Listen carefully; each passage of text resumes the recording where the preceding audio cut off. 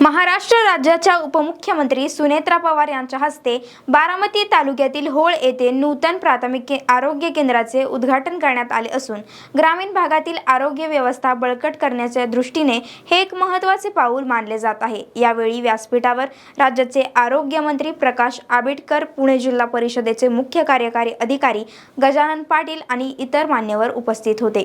बारामती तालुक्यातील दुर्गम आणि ग्रामीण भागातील रुग्णांना तातडीची आणि दर्जेदार आरोग्य सेवा मिळावी हा या केंद्रामागचा मुख्य उद्देश आहे।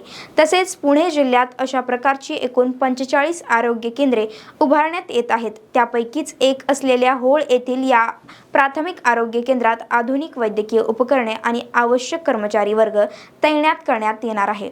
उपमुख्यमंत्री सुनेत्रा पवार यांनी यावेळी आरोग्य केंद्रातील सुविधांची पाहणी केली आणि नागरिकांना उत्तम सेवा देण्याचे निर्देशही त्यांनी दिले आहेत। या नवीन केंद्रामुळे होळ परिसरातील ग्रामस्थांना आता उपचारासाठी लांब जाण्याची गरज भासणार नाही, ज्यामुळे स्थानिक पातळीवर मोठा दिलासा नागरिकांना मिळत आहे।